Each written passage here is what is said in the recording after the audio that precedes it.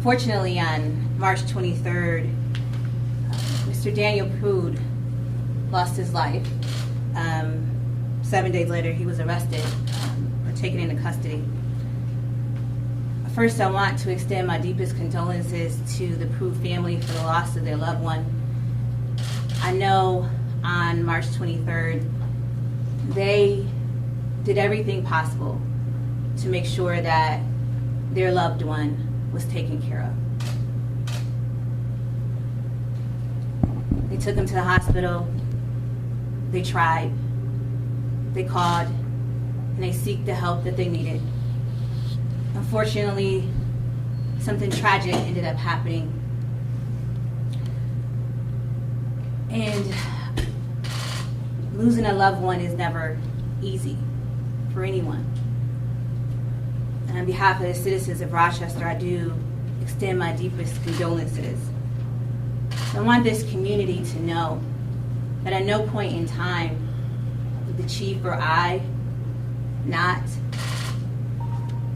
do everything possible to make sure that this case was being handled according to the way that it's outlined by Executive Order 147.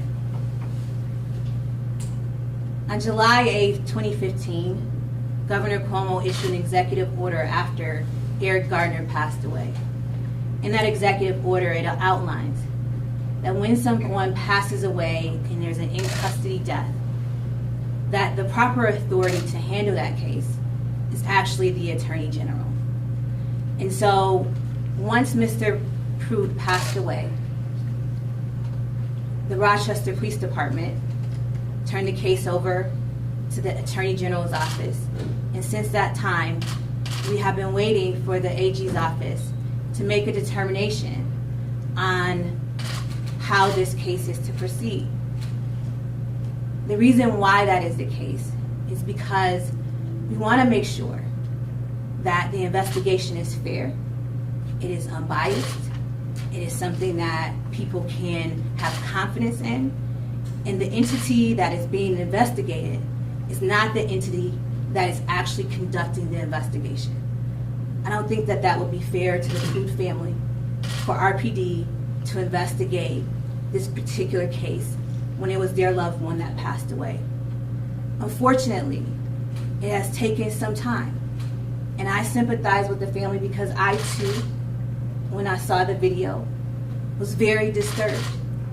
Many people know I have no problem admitting when we do something wrong and standing before this community and telling them up front that I see something here and I disagree with it, and we're going to do everything that we can to hold someone accountable. In this particular instance, this is not within our control. And it's not within our control fairly because the executive order outlines that this case has to be handled by the Attorney General's office. I have been in contact with the AG's office, and I know that she is in contact with her team about moving this investigation along. I want everyone to understand and be very clear that at no point in time did we feel that this was something that we wanted not to disclose. It is always something that we want to be forthright, upfront about with our citizens. Whether we're talking about what happened with Mr. Pate, or what happened with Travion Rowe, or what happened with any other citizen in our city, I have been the first to come forward, to stand before our citizens, and to let them know and understand what the process is going forward. In this particular case, this is handled by another agency, and we are precluded from getting involved in it until that agency has completed their investigation. Unfortunately, it is now September 2nd, and we still do not have a report from the AG's office. I know that they're working on it, and I know that our law department and our police department have been working with them to move this along. And as soon as we are allowed to get involved or to move this forward, we will do our investigation. But the law at this point in time precludes us from doing so. So I want everyone to understand and be very, very clear about where we are right now. I want the Prude family, I know that they're frustrated right now, but rest assured that we are going to do everything possible to make sure that the truth comes out and that justice is held here. The video, I understand, is very disturbing. It's very disturbing. Breaks my heart as well. But we have to follow the process that have been laid out based on Executive Order 147. I'm going to turn it over to the chief because I want people to understand that we care about our city. Every last citizen, every last person. We do everything that we can to protect and to serve, to make sure that not only our officers go home at night, but hopefully all of our citizens go home at night safely as well. And when someone doesn't get it right, we're the first to stand before you and tell you so. In this situation, I cannot tell you the outcome because it's under investigation by the Attorney General's office. But as soon as I know, the first people that I will come to is the people of this city. Thank you. Thank you, Mayor. I also want to echo the mayor's comments with regard to offering condolences to the Prude family. Anytime you have an in-custody death, it is taken serious. Hence why I ordered that morning on March 23rd after the arrest a criminal investigation, which is conducted by our Major Crimes Unit, as well as an internal investigation that ran concurrent. So that morning of the incident, I ordered a criminal investigation conducted by our Major Crimes Unit, as well as an internal investigation conducted by our Professional Standards Section. That was on March 23rd. On March 30th, Mr. Prude had passed away. On March 23rd, I did contact District Attorney Sandra Durley and asked her to take a look at the situation as well at the same time.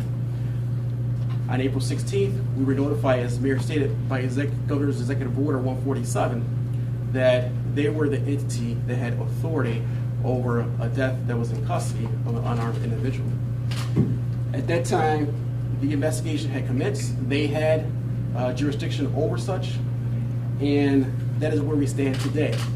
As the Mayor stated, she did reach out to the Attorney General's office to find out where they are within the investigation, and they are still investigating such. But we did take this investigation seriously from day one.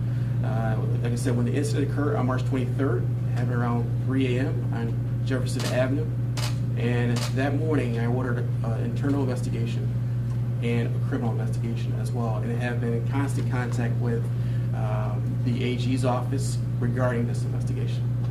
So at this time, we'll take a couple questions. Mayor, could Why you? did the department not make known what had happened at the time it happened, or when you concluded your own investigation? There's nothing about the Attorney General's function that precludes that. Almost all of the cases they look into are in fact known publicly. So why do you not say something? So, I mean, as far as our protocol, we won't want to do anything to taint any kind of investigation whatsoever, whether it be a criminal investigation or an internal investigation. That is a protocol that we follow within our department. We have been in constant communication. When I asked Sandra Durley, her office, to take a look at it, and then it was taken out of the District Attorney's office based on the Governor's Executive Order 147. What was the cause of Prude's death? Was it homicide? I can't get into specifics with regard to that. Obviously, there's still an ongoing investigation. There is the internal and criminal, as well as I understand there's a possible lawsuit regarding this case as well. Have the officers been suspended? the officers have not been suspended as of yet.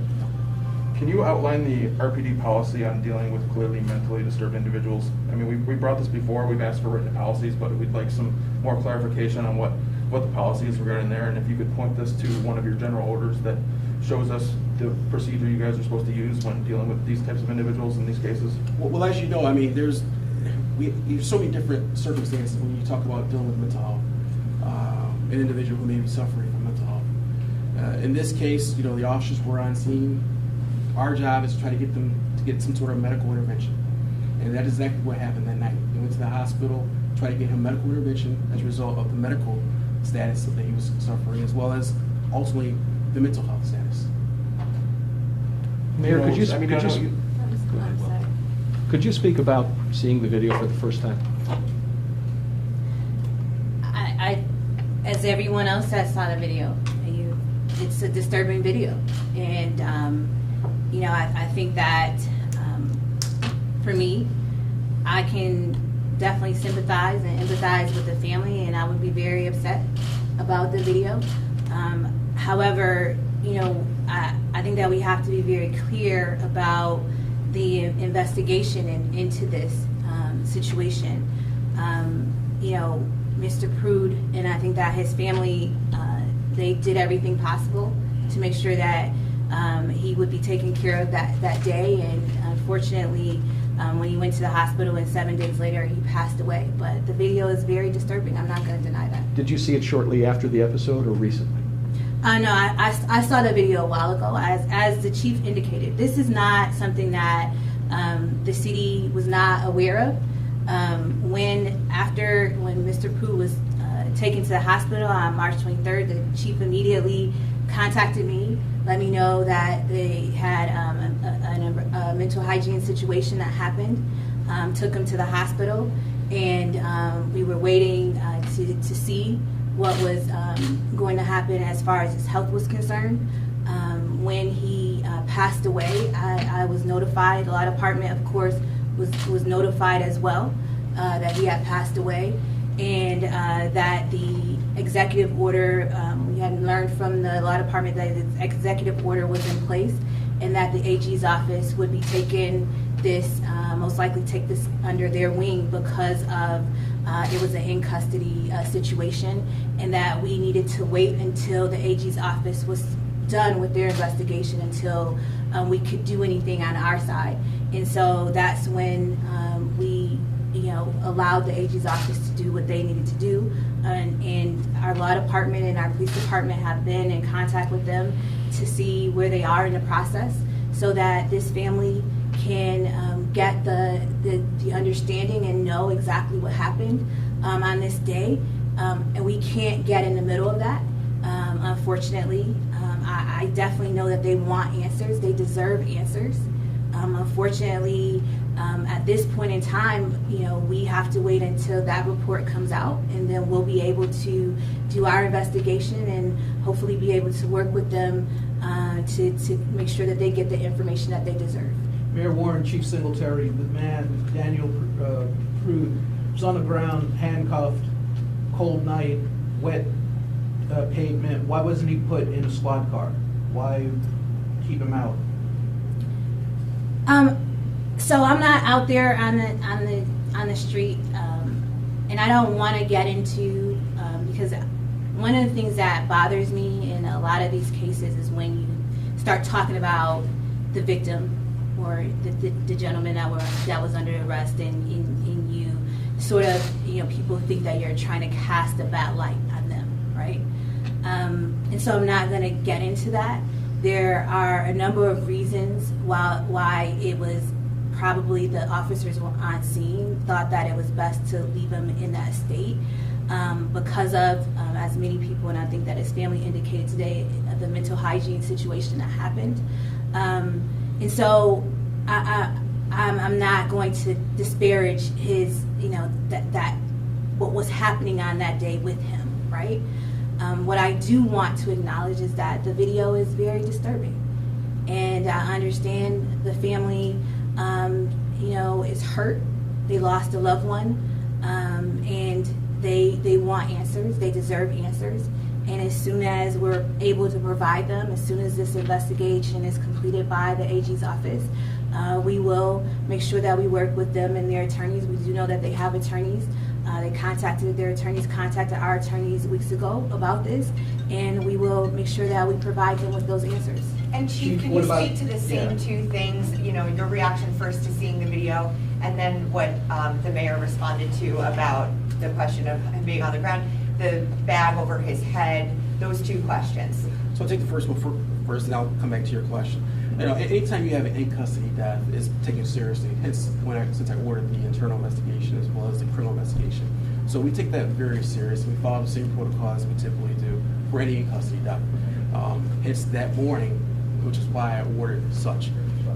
And we have been in constant communication and contact with the DA's office, now the Attorney General's office. There are, like the mayor said, I don't want to get into the specifics with regard to as to why the reasoning we were there or the situation as to Mr. Prue was facing or experiencing as to why we were there. But what I will say is that everything is going to be taken a look at. I know that there's rhetoric that is out there that this is a cover-up. This is not a cover-up. Let me be clear when I say that. There is no cover-up whatsoever. We're going to take a look at this. The criminal investigation conducted by the Major Crimes Unit, conducted by the Attorney General's office, is going to look at the actions of the officers in a criminal manner, in a criminal light.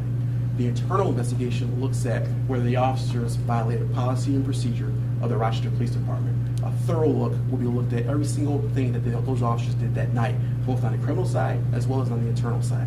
So the rhetoric that this is a cover-up is not. From day one, we have been in conversation with the investigating authorities as to such. And like the mayor said, we don't have a problem holding anyone accountable, but the investigation has to take its course. Chief, why are the officers involved not suspended at this point?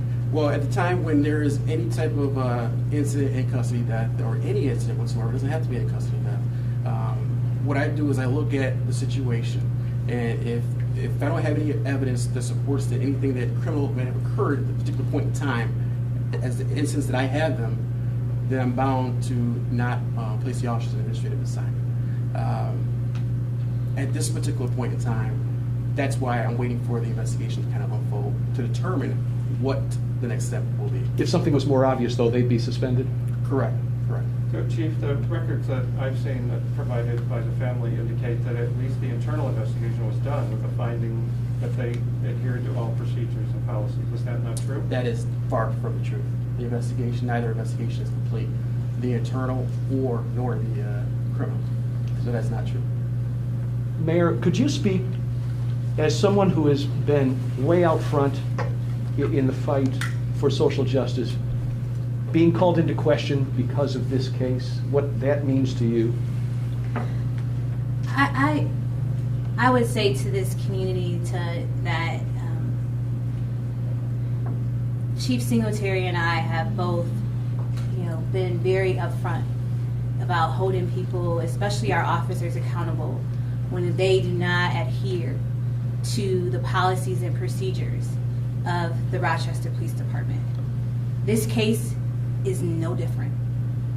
I would be the first one before you letting this community know that this situation, against even my law department's advice many times, as you all know, I've constantly being sued for things that I have said before investigations have been concluded. This is the first case since I've been mayor and the police chief that has been handled by another agency, the Attorney General's office. Because of that, our law department has indicated to me that I have to make sure that I adhere to executive order, to the Attorney General's instructions of them concluding their investigation. And so I just want people to be very clear on this is not something that's in our wheelhouse, in our control at this moment in time. And had it been, then for me, this would be something that we would have talked about months ago. Unfortunately, I can't because of what my law department is telling me that I have to adhere to, and that's the executive order, that's the Attorney General's office, investigation. And so that's what I want people to be very clear about on this. Nothing here has changed as far as I am concerned about the police chief and I standing before our community, telling them what we believe to be the case, and giving them the information and being at the forefront of anything that has to do with anyone either losing their life or something negative happening in our community. We are going to do that. And as soon as we get the information from the AG's office, as soon as they have concluded their investigation, we will bring forth that information to this community. We will also finish and conclude our internal investigation, and we will make sure that justice is served. We have in the past, and we will continue to do that well into the future. Thank you. Thank you, Chief, everyone. Chief, Appreciate it. I have a question Thanks, for guys. you. Chief, Chief, Yeah.